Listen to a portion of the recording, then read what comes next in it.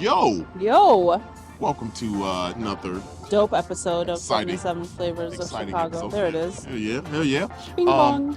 Off the top, if y'all could, please like and subscribe and follow this podcast. And send it to someone. Somebody. So they could also Damn, we ain't gonna follow. keep asking y'all. You know? We are gonna keep asking. Yeah, we are. Until we so get just do that. it. Anyway, Just do it. but go ahead and make that happen for us. Right now, we want to just talk about how dope art is, okay? Yeah. Art is everywhere around us in this city. This podcast is art. Everything, right? That's what Chicago's all about. You know? And today, we have a pretty dope conversation we're going to have. With an amazing artist. Yes. I can't believe we get to talk to her. Honestly. Honestly. But it's a conversation that needs to be had about, like, the youth in art and how significant it is. And so that's what we're going to do. A little bit different from the norm. There's some dope Chicago history about this also, too. So stay tuned. But let's go ahead and get inside of, what is this called? Urban Gateways. Urban Gateways. Let's get it. Let's get it.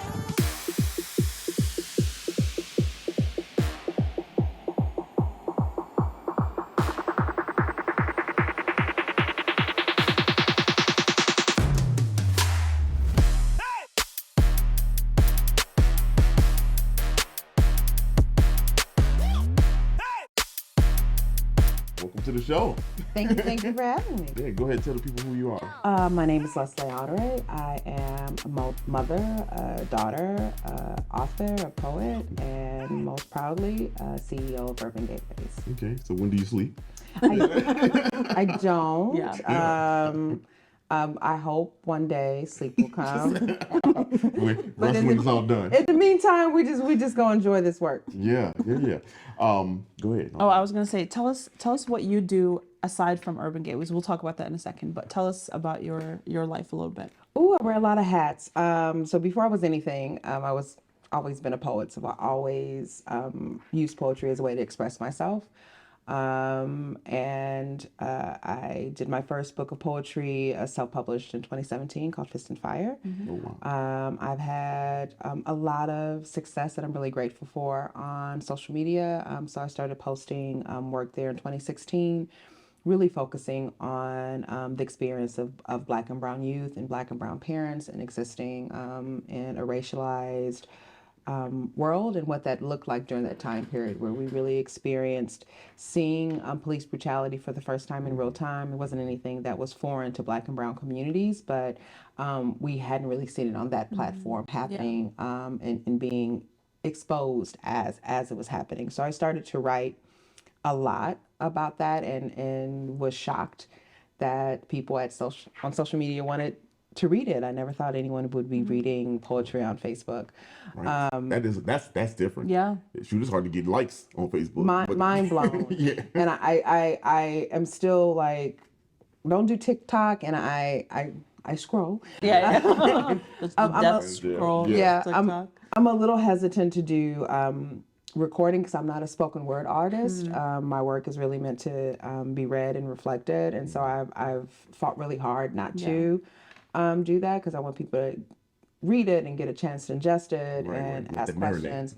Exactly. So we've had a lot of discourse on social media about what it's like to raise Black children and the conversations that we have with them that are different than white mothers have to have with their kids, how we navigate spaces, how we navigate safety. How we say hello to people. How we say hello, how we enter a room and look where the exits are, look for where safety is, who are our allies, who do we head nod with, where is belonging, who are people who look like us in every space, in the grocery store, at the gas station, at churches, everywhere, and the exhaustion that is. So a lot of my writing has been about that. So that's what I do all the time. And like I said, I've been really blessed to have a lot of attention. So I've been in every Chicago media outlet. I've had some national attention, New York Times, Good Morning America, NPR. Look in the camera when you say all that. That's your camera. Go ahead, talk that talk. Go ahead. Super proud of that. And mainly talking about Black women's experiences, Dory Regland, Meghan Markle, Oh, that's a Yeah. you know, that juxtaposition of, Right. of Blackness and white supremacy at its peak. Yeah. And then in 2020, when Kamala Harris secured enough votes to be our first woman vice president, our first Black and brown vice president, our first daughter of an immigrant vice president, all those identity things resonated with me. My mother immigrated from Mexico when she was 15. My father is a descendant of enslaved African people from New Orleans. So it was such a huge moment. And I was driving around with my daughter, and she was like, pull over, you want to write about it. Because I typically write about stuff with some immediacy. And I just thought about a poem I had in my book called Brown Girl, and I reworked it and put it on social media, and it went viral. Super. Quasar viral. Media outlets in India were writing about it. There were teachers in New York who were using it as affirmations. NPR picked it up. It's Politics Now picked it up. And instead of dates in my DM, I had some of the largest publishing houses asking if I wanted to make it into a children's book. That's amazing. That's how my agent found me. So I'm represented by Johanna Castillo, who is with Writers House, which is the oldest agency that represents writers. They also represent MLK's estate and Octavia Butler's estate. And then we signed a 2-book deal with Little Brown, which is an imprint of Hatchet. So Brown Girl will be a children's book illustrated by Cosby Cabrera out in fall of 2024, followed by My Brown Boy, illustrated by Katora Bobo in 2025. So that's some of And the then you stuff said that I that's did. not enough. right, Let's do right. more. You said not busy Wow. enough. That's wild. Congratulations. Yeah, That's right. amazing. Yeah, I mean, Yeah. like I'm sitting, my mouth like open, like I'm just like, what is going? I'm super grateful and super Yeah. proud. Yeah. I mean, you worked dope. really hard. You earned this. Yeah. You can be. Yeah. Great. It's Gratitude is important, but A good 30 years of gestation Yeah. and 20 years of hoping, 10 years of writing. And so it's nice to see it get to fruition and to be able to talk about that your art doesn't have to be something that you put to the side for your profession or for your family. That you're doing them hand in hand. You're like Absolutely. CEO and also artist. So tell us a little bit about that. Your new role here at Urban Gateways. Yeah, so Urban Gateways is my perfect Venn diagram of my gifts and my talents and my purpose all colliding into one really awesome space. I've been doing nonprofit work for over 20 years in Chicago, and I've always been in positions of advocacy, specifically for Black and brown people. I identify as Blaxican. So I like to do work that advocates for people who don't always have an advocate. And for me, art has always been a way to process, to heal, to connect, to find our common human threads. It's how we've expressed ourselves since the beginning of time. I love saying before there were words, someone put pictures on the wall, so you knew that was their buffalo. This was their family. This was their cave. And when it comes to poetry, that's how we've always told our stories. So we didn't write it down. We sang them by the fire. We repeated them. We memorized them. That's how we recorded our histories, our sorrows, our joys. Amazing Grace came. Yeah, it's how we created community. So I'm very honored to be leading Chicago's oldest nonprofit whose focus has been on arts access for everyone, for every youth in Chicago. It has been transformative in my life. And you don't know the magic until you see the first time any person, not just a young person, but anytime someone creates for the first time, and that moment of complete agency and authority that this is their work and no one can tell them that it's right or it's wrong. It's what they own. Something shifts in you. And we here just want to make sure that every young person in Chicago has that same access to create, to be around the arts, to see it done professionally. Our focus is process, not end product. We're not trying to create, the next Basquiat or Beyonce. We want to create are people who don't have to fight or be privileged to experience the richness of of the arts, of visual arts, of performing arts, of written word, and how that helps you see other people, how that helps you respect other cultures, and how that helps you see yourself. I'm taken aback because like art for me has been such a like a medium. You know, I'm a comedian, so like that is a form of art. And then Absolutely. we do this podcast, and that's a form of art. So like when we heard about like And this photography. and photography, look at I talk that talk photography. Everything is art. Yeah, everything is art. Everything. There's Yeah, nothing that yeah. we eat, wear, touch, Right. digitally work with, read, look at. Everything is creation. If it wasn't there before and someone had to make it, that is art. That's art. Yeah, that's art. And so the kids, like I don't know. I guess where am I trying to go with this? Because you said a lot right now. Like you said a lot, and like it's amazing. First of all, I want to ask this question, kind of backtracking story. Do you ever thank your daughter for telling you to go ahead and write that? Like that? I thank my children for so much. I mean, and that part even goes back further. At the time when the book was written, I was writing a lot of poems about Black boys. My son was 13, and he was transitioning from that space where society saw him as a child to when society started to see him as adult. The adultification of Black and brown children, where we lose our innocence and our assumed criminality. Right. Yep. Because it's a switch immediately with the society. They want to. And it it doesn't help if your child is tall or if they appear grow facial hair or something early. Yeah. So I was writing a lot about that, and this was Trayvon Martin, it was Tamir Rice, it was Mike Brown. All of that stuff was happening, and my daughter was like, "Hey, I don't see our story in this." Right. And I was a gut punch. Yeah. I was like, "Ooh, that's a good point. Yeah. You're right." So I started to reflect. So Sage's suggestion of stopping to write that even goes back further to help the challenge. Right. Absolutely. Right. That's amazing. I love that. Now, go ahead. No. I was gonna say, so you got the kids here, so that brings me to the point to the kids here.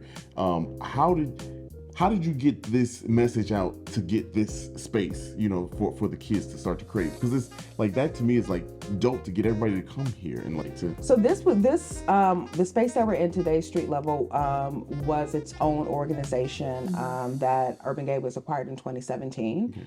So they've been doing that great work of creating a space where unhoused youth can come and drop in and do work, where kids can learn about professionalism in ways that we don't always have access to. When we think about performing arts, often we're thinking about who's on stage. We're not always thinking about who's doing lighting, who's doing editing, who's doing sound, who's running grip. And those are wonderful jobs that can still be in an arts area, but can provide, a life for someone. So Street Level has been doing that work for a while. We're happy to have them as part of Urban Gateway's family. And this is like the second stop on our Urban Gateways train. As you guys have done some work with Elevated Chicago, and also know that I do transportation advocacy. So we like to think about Urban Gateways as train stops. So the first one is we bring the train to the school. So we work with schools who don't have the budget for traditional arts programs, who are Title I schools, and we work with the schools administration there about what they need. What type of art are they looking for? Is it a couple of days a week? Is it supplementing completely a semester? Do they want one teacher, two teachers? And then we work with dynamic, amazing teaching artists here in Chicago who bring their profession and their desire to teach other people and bring them along their journey as well. So we pair them. So we work as that bridge between filling that need and that gap and connecting them with amazing teaching artists. So that's the first stop. Second stop is bringing them here to Street Level, where they can do digital art, they can do youth media with Mouth Sauce, they can work as a journalist, they can record, they can do mixing and editing, they can talk about anime, they can have a free space to create. We do school programs with a school like Vaughan, who works with a lot of students who have cognitive delays. We have students here who are nonverbal and are able to communicate with the team by creating music. So having a safe space for them to find their fullness of themselves. And then the stop that we take them to next is through TAP, our Teen Arts Pass, where they can go out into the world and see professional experiences. So we partner with stuff like Lyric Opera or the Goodman, where they can see real shows for $5 and often for free. So that's really our journey. It's taking our teaching artists there, or touring artists who may do cultural,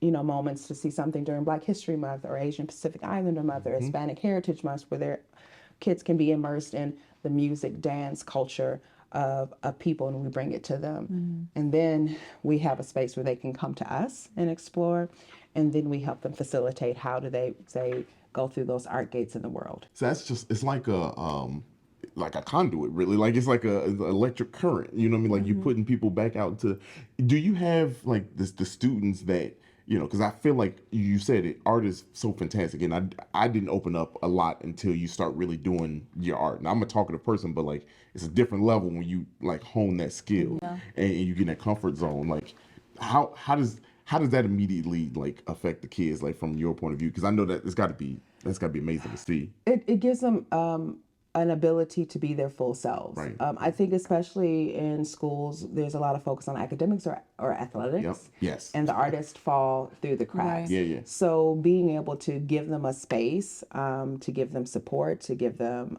arts education that says this form of expression is just as valuable as the others.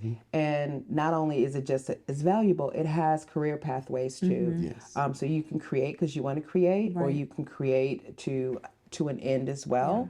You don't have to commodify it. You can just enjoy it, or you can use it as a pathway for other education or professions. So really wanting to look at everything that art can bring and make sure that they have as much access to that as possible.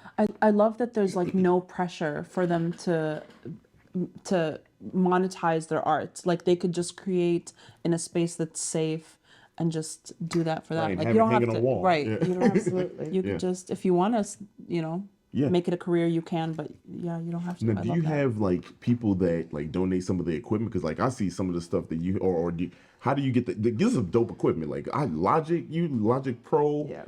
I use, and I had to.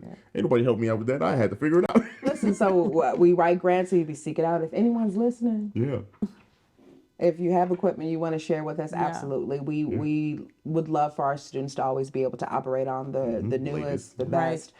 So many of the youth that we work with come from communities where corners are cut, where they're disinvested, where they're not, given the best of everything. So we try really hard. You learning behind the 8 ball in a way. Exactly. And the programs are free for the students. Yep. How do they participate? How do they become part of the program? They participate through their schools. We also work with some unhoused youth that can just come and drop in. So there's different word of mouths. There's so many different doors into the program, and we try to keep it open as inaccessible as possible. Nice. So you're here most of the time, right? Are you here most of the time with them, or whenever you got free time? So the staff is here most of the time with them. Most of my time is spent in the world, letting people know who Urban Gateways is, what we do, how they should And then doing support your us. 75 other Yeah, I was about to say, like, All the hats go into the hole, though. That's wild. Yeah, I there's feel like- nowhere I go. There's no place where I am where I'm not carrying the title of CEO over at Urban Gateways, and so it's always an opportunity to remind people that even if you didn't think art should be in this space, if I'm here, so is art. So being able to have those conversations in places that aren't first thought of. So when we think about policy or when we think about different city departments, the first thought isn't, Department of Transportation art. However, yes, we think about CTA's logo, we think about messaging, we think about pamphlets, we think about signage. All of that is art. Someone designed Somebody did that. So there's no messaging. Like art does all the heavy lifting for the city in every way and every capacity of it. and so, especially in this city. especially in this city. Like an art heavy city. Right. Yeah. So I wanted to ask. I don't know if you were about to ask about the 21st. Yeah, I was gonna say. We are like a history focused podcast, and Yes. this organization is significant to Chicago's history, and we're coming up. The day this episode airs is gonna be the day after the significant day, the 21st of May. So tell us a little bit about that. So history. 21st of May is Jessie Woods Day. Jessie Woods was our founder. So she was just a wonderful, wonderful woman, born in 1914. Mother, she was also a dancer and had an injury and wasn't able to pursue that career the way she wanted to, but was very committed to ensuring that her kids could explore all the richness of art, and started to do that locally herself and bring other people in. And I love that some of the initiatives that she started are initiatives that we do right now. She's really committed to getting her kids to the Lyric Opera or out to see, like Broadway and plays and being present. And that's something that we still stay committed to is how do we ensure that our youth have access to that are affordable and that doesn't create more barriers. So she founded Urban Gateways in 1961. It was originally called the Institute for Cultural Development. And she started with co-founders Donna Banyan, Betsy Johnson, Helen Kohler, and Connie Williams. And then I could just go through the bullet points of all the accolades. We got time. We got time. So she was appointed by President Jimmy Carter to the National Council of the Arts. She received the Governor's Award for outstanding contributions to the arts. Wow. Mayor Daley is who appointed Jesse Woods Day, May 21st, 1994. Randolph Street is actually Jesse Woods Way. Oh, wow. Yes, Urban Gateways received the President's Medal of the Arts Award. Wow. And then this is something that I felt so just some universal alignment. Yeah. So we were talking about earlier that I was recently appointed as co-chair of Mayor Brandon Johnson's Arts and Culture Transition Committee. So thinking about how do we inform the mayor on what priorities should be for arts and culture. And she was also appointed the chairman of the advisory board for Chicago's Department of Cultural Affairs. This is just symmetry. Yes, it is a reminder that art should be there. Not only should we be in community, but we should also be on the fifth floor. Not only should we be performing, but we should also be informing how we can weave arts through different departments and different priorities and be supported. And not just be decorative, but be present. Right. I know we was dropping the rap out for y'all. Like she got bars. Like we got sound bites. She literally does this. Clearly. It's dope that you're gonna be there on the fifth floor. I feel comfortable having you, like knowing you advocate for the arts. Yeah, for real. So any plans to make this even bigger? Let's blow this thing up even more. There's always plans. Yeah. So we are right in the middle of still going through what our recommendations are, and so it's not just myself. It's two other co-chairs, Monica Trinidad and Abby Pucker, who are round out the three co-chairs of Arts and Culture, and then the Arts and Culture Committee is just chock full of arts advocates, arts leaders from all different sectors. And so what we really want to inform is, what should we be thinking about in the first 100 days, the first year, the first 2, first 3, first 4? How do we use arts as advocacy? How do we talk about some of Chicago's pain and do it in a way that expresses everyone and has fundamentally equity at its base? How do we ensure that all 77 of Chicago's rich and vibrant communities have a voice where arts from their community, artists from their community are amplified and supported, not just downtown, not just Lincoln Park, but all of the communities that we work in and live in and express ourselves in. So it's been a lot of hard work. My team here has been extremely understanding in my absence as we really want to support Mayor Johnson, and I'm just actually grateful that he has an arts platform, that he's even thinking about that was huge and revolutionary. And so we want to roll with that momentum and say, thank you for the platform, and this is what we think you should do with it. But more than that, this is how we want to support it. Not this is just our recommendations, but this is how we can help. This is there's the actionables. We have a plan, And I really think that's so dope to have that as an arena, you know what I mean? Like here in the city, I say it again, this city is arts heavy. If we go through the history, right? Bronzeville, we spawned so much of culture, in the world, and to have a division, an area where we can talk more about it. Let's figure this thing out. Like you said, all 77 have somebody that we have people in these communities. Because every community expresses itself through the arts. Yes. So whether it's Ukrainian Village or Pilsen, whether it's Humboldt Park or Washington Park, each one of those communities have artists who've grown up there and have a unique voice, and it deserves a platform to be heard. Right. So true. Yeah, I mean, this is, I don't want to say I haven't heard of this program. I didn't even realize that Jesse wasn't excuse my, ignorance, but I think this is like dope to like how many people. Don't you wish you were I like a kid going through this program? I feel like that forget being a kid. I wish I knew this like 2 years ago. I love this kind of stuff. I guess that's where I'm going with it. Is like, is there like an age limit cutoff? I think 40. I think we go through our young adults, but there are opportunities to volunteer. We love having people who work in the arts to be able to come and talk to our youth and let them know these are the options afterwards. But I mean, I think you hit on it. Art brings joy. Yeah, right. This is fun. Yeah, this is and especially you kind of touched on it a little bit. You know what I mean? Like with Chicago's, our faults. You know what I mean? Like in the outline issues. You know what I mean? Art is essential today. Like if we give a platform to people to be able to say, "Oh, I didn't know I could do this." So just giving our youth an opportunity to process, to collect their thoughts, to create it, to feel empowered through it. It's just the first step of many, but in my opinion, it's the first step on how we identify root causes. Right. Like we are very focused on solving symptoms and putting Band-Aids on it and talking about what our youth aren't doing right instead of really going to how do we support them? Right. Why are they making those choices? What do they have in their neighborhoods that are available? What are they asking for? What can they afford? How can they get there? What have they been exposed to? I don't feel like we've asked that question enough because if we did, we have answers for it. Right. Yeah. It's out there. I feel like we're not getting to the point. You know what I mean? And like you said earlier, teachers weren't teaching like, oh, you can be a dope artist, a photographer, a videographer, or a musician. You know what I mean? Like you have to be super book smart, right? But like this is an outlet. You know what I mean? Like this, especially as Black and brown children, it's never an option. Right. Like that was.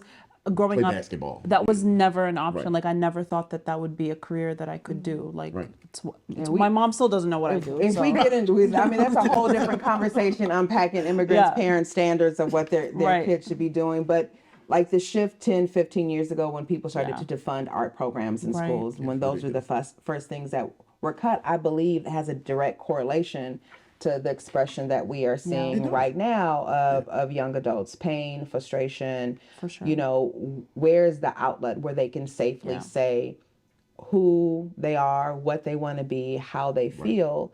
We're struggling to find that in ways that are celebratory. You want to tell people how can they support urban gateways? How can they support you? How can we spread the message? We're going to spread the message. So please spread the message. Follow us on Facebook and Instagram. You can share everything that we do.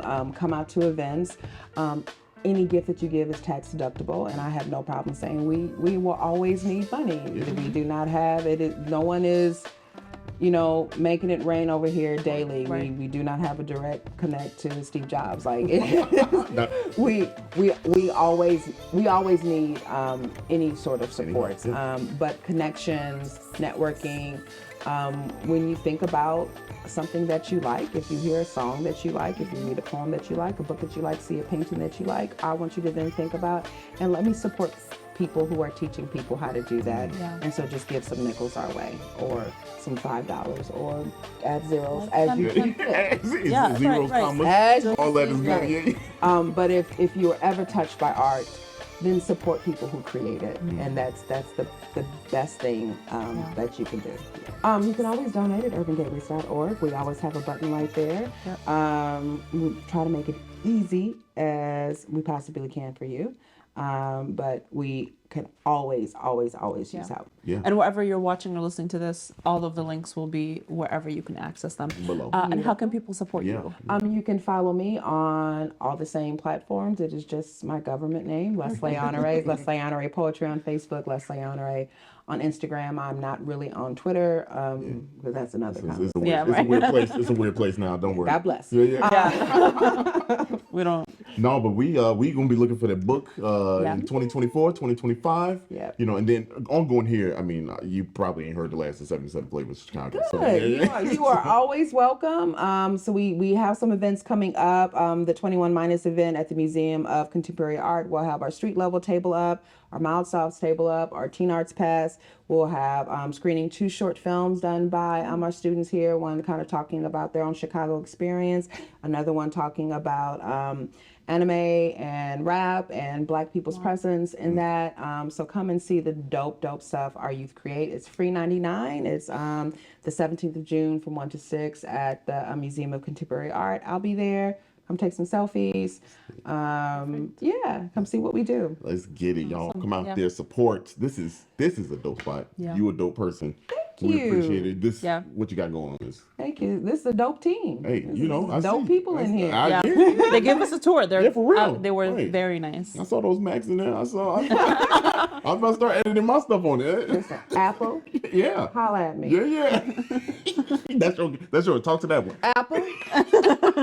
We are just down the street. Feel free to donate equipment. We will receive it. We'll give you a shout out, several. Our kids come make a documentary. You want us at the Genius Bar. However you need us to let people know that you are supporting us, we will receive your support with open arms. And that is my Apple pitch. Thank you very much. That was great. That was wonderful. Poetry, if I... Man. That was such a wonderful conversation. I feel like I didn't even need to contribute anything to the conversation because it was going so great. She had it all. So yeah, literally. She had it all. She is dope. She does a lot. She is the CEO of something that is super dope. That honestly, I didn't know in the city existed, but definitely.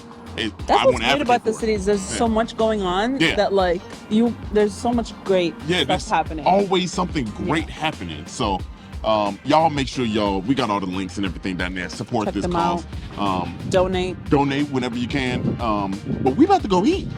And we got to go to a grocery store. Yeah, grocery store. We gonna make our own food. Yeah, buddy. No, nah. No, we're not gonna have you make our own food. Nah, we'll see it.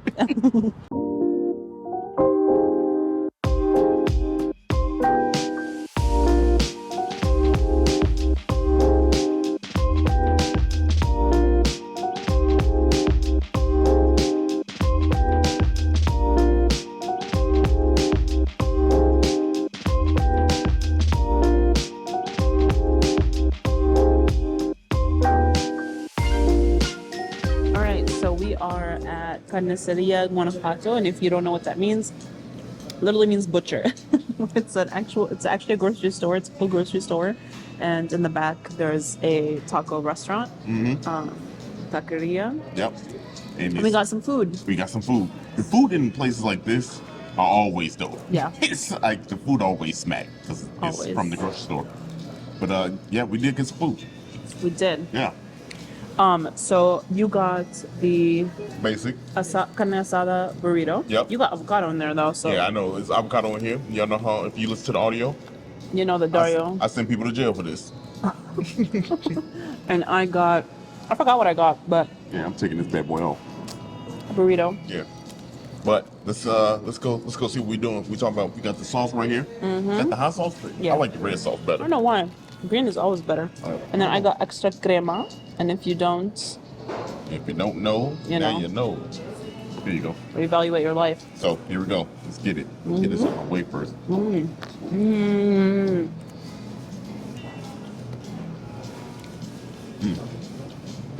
Oh, I think pastor. I think that is delicious. Oh yeah. Oh, that's good. Wow. Wow, that is so good.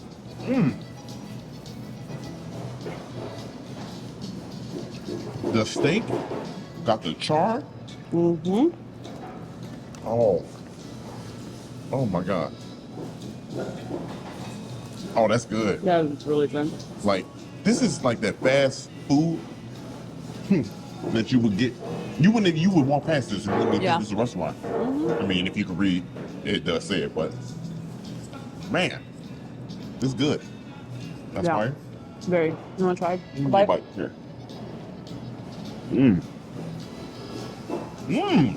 It's delicious. Yeah. Yeah. You want to try that? Put some salsa on it for me. Oh, she don't want to eat out my hand. That's all right. Guys, yeah, that steak is good. Mm. Let's try the tacos. Mm-hmm. I did get a steak taco. Yeah. Um, Mm. and Man, this bad boy good. yeah. Yeah. Bing. Then look at it. Let me see. It's a full taco. It's hot too. Hot as hell? Tortillas smell amazing. Let me see. You got cecina, which Yeah. if you don't know what Yeah, that is, yeah. it's kind of like it's a cured meat, so kind of like think Yeah. jerky. So I got cecina, y'all. Not typical steak or chicken. Let's see what they talking about. Let's see. This steak taco is amazing. Mm. The only thing is I wish we had like a lime. Oh, this cecina. Good? Mm. If you don't know, let me get it up. If y'all don't know what cecina is, it's like a beef jerky. Mexican beef jerky. Oh my God, this is good. I don't want to say this, but it might be better than the steak. Yeah. Wow. It might be. I don't know. Ooh, shit. Mm. Mm.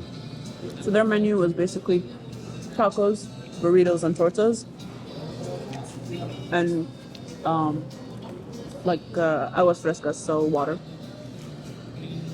This is the perfect, like, summertime theme. Like, this is good. Oh, man. This cecina going crazy. And you know I had to. Oh, yeah, she did that. But look, all my Chicagoans out here, y'all already know what time it is. Can you see what it is? Y'all see what it is. RC. I'm going to go ahead and crack this bad boy open for y'all right here. Listen to that. Ooh. Ooh. Hold on. Y'all get all that gusto. Pause. This cecina. Can I try a bite? Mm-hmm. He said, no, I'm not trying to bite. God. I'll just take a little piece. Man. This is very good. If I could have beef jerky everywhere. I feel like if you just love beef.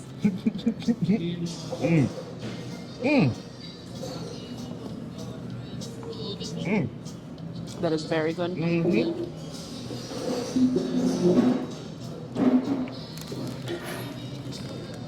Pretty straightforward. Yeah. Right. I think it's perfect. Like if you're grocery shopping. I always want to eat. My grandma back in the day, we used to go to the grocery store. If my grandma got hungry, she'd walk over to like the little food in the, like you're supposed to scoop up the candy and the peanuts and stuff. She'd just eat it. Sure. Used to be like, Grandmama, come on now. Don't do that. And she'll like, well, that's what is out here. How am I supposed to know if I don't like it? Grandma, that's definitely not. It's fair, but like it's not fair at the same time. But that's Grandmama. She probably up there like, bro, why you telling me stories, man? Just run your little podcast. My grandma would taste the fruit before she buys it. See, that's wild. That's because the whole fruit. You mean you got to eat the whole thing? Shout out to grandmamas out there, man. They be doing the most, but they also take like care of you most. we didn't have like a Jewel Osco, you know what I mean? Like she bought from a local farm. Grandma was just going up to Jewel Osco, acting a fool. Shit, one stop over there in Bronzeville. Anyway, point is, it's a dope spot to have in a grocery restaurant inside a grocery store. Yeah. Food is always good. Right? This cecina going crazy. I'm and sorry. they have a butcher, so like you know that shit's fresh as hell. Yeah. I feel like it's relatively fairly priced, you know? Burrito $9. But it's a large burrito. You know, you saw it.